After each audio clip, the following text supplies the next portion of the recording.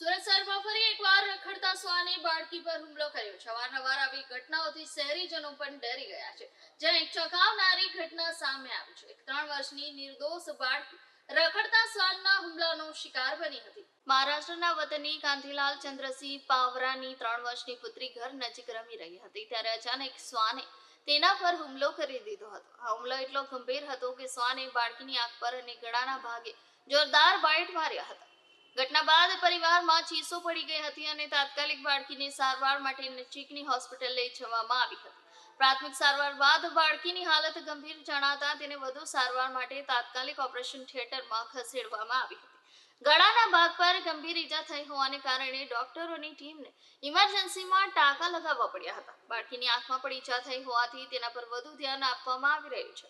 આ ઘટનાએ ફરી એકવાર રખડતા શ્વાનોની વધતી વસ્તી અને તેના કારણે ઊભા થતા જોખમ અંગે ચિંતા વ્યક્ત કરાવી છે। સુરતમાં સ્થાનિક વહીવટીતંત્ર દ્વારા સમસ્યાના નિરાકરણ માટેના પ્રયાસો કરવામાં આવી રહ્યા હોવાનો દાવો કરવામાં આવે છે, પરંતુ આવી ઘટનાઓ સામે આવવાનું ચિંતાજનક રીતે ચાલુ જ છે। બાળકીના પિતા કાંતિલાલ ચંદ્રસિંહ પાવરાએ તંત્ર પાસે રખડતા શ્વાનો સામે તાત્કાલિક અસરકારક પગલાં લેવાની માંગ કરી છે। आपका नाम? कांतिलाल चंद्र सिंह पावरा। अभी आप कौन से हॉस्पिटल आए सूरत में? अभी सूरत में करुणा ये इमरजेंसी में आए हैं, सिविल में आए हैं। आपके बच्चे का नाम क्या है? कल्याणी कांतिलाल पावरा। ये इसको किसने काटा है? कुत्ते ने काट लिया है, कितने कुत्ते ने काटा है? एक ही कुत्ते ने कहाँ काटा, पे काटा था? वो घर में घर में। ये आँख पे काटा? आँख पे काटा है। कितने टाँके आए?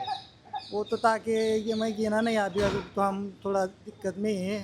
कब आए थे सिविल हॉस्पिटल? वो 14 तारीख को आए थे। बच्चे की उम्र कितने साल?